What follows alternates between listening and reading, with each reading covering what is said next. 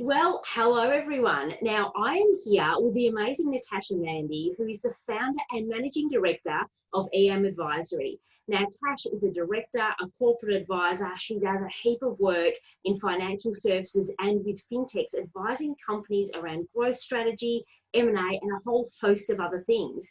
Now, Natasha, I know we have already been having a really good chat about all the things happening in the world, solving the world's problems. And the thing that I know you're super passionate about and that your wisdom is called upon is about how we make decisions in uncertainty, because it's incredibly important and also very hard. So, Alex, firstly, thank you for having me.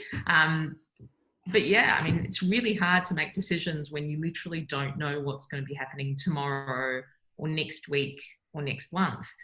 People talk about planning horizons and planning cycles, and I've never before experienced and really never even read about a planning horizon that is this short. And we live in this incredible time where things are literally changing.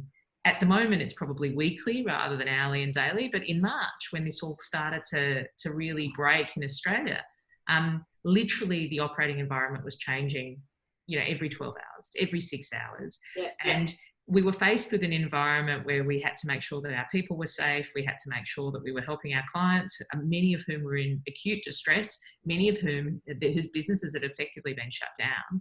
And we were trying to do all of that while balance the uncertainty around our own businesses.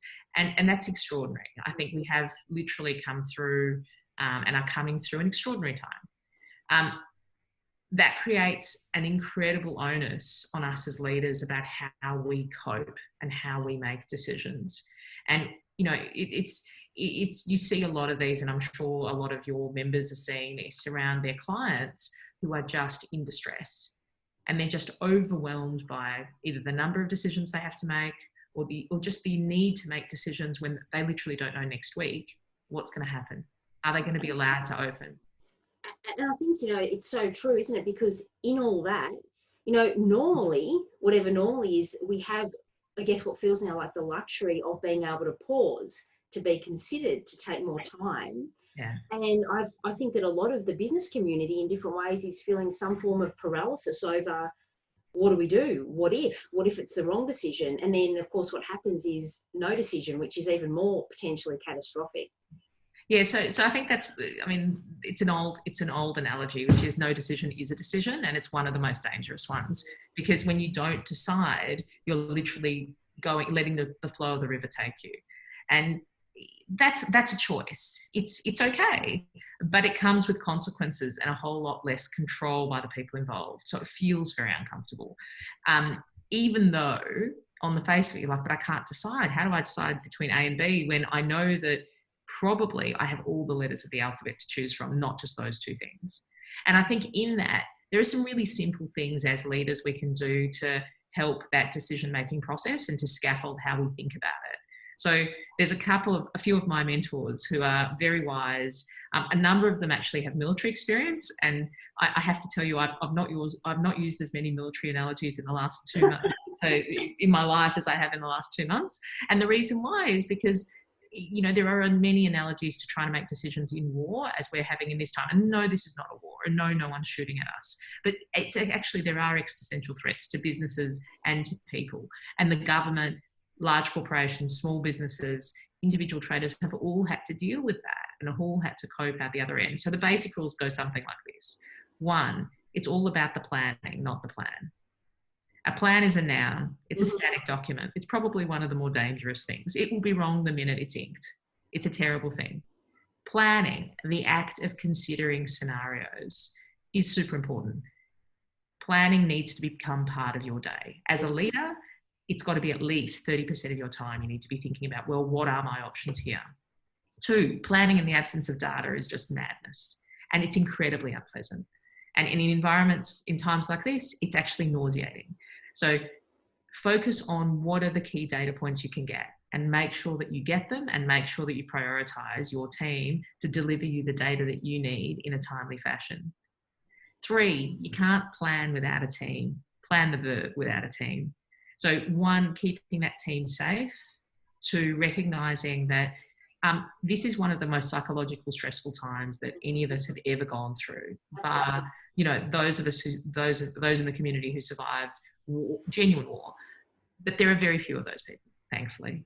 So we're actually faced with, robust and serious challenge in our lives for probably the first time. That's going to be hard, and as a leader, we need to be kind to our people, but we also need to be able to be kind. So one, be mindful that this is really hard for them, but two, be mindful that it's hard for you. So take time in your day to actually clear your head. So no, back-to-back Zoom meetings are not good for you. I mean, I actually think that they're worse than back-to-back real meetings, because in back-to-back real meetings, you'd stand up, you'd walk people to the door, you'd walk around, you'd go grab a coffee, you'd walk back to your desk, you'd chat to someone incidentally. But now you've got this, they can just schedule it in.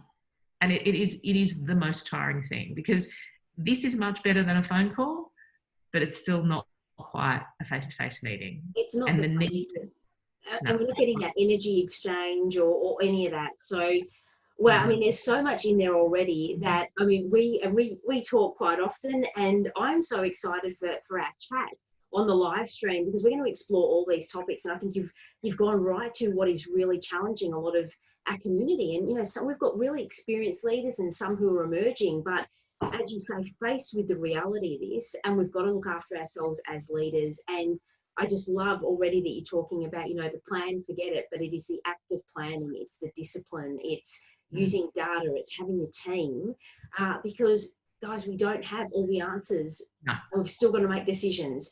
So Natasha, this is going to be a really, really insightful and powerful session. I'm super excited about it. So everyone, you know the drill. I get excited. We have amazing guests. We're going to talk about some really great stuff.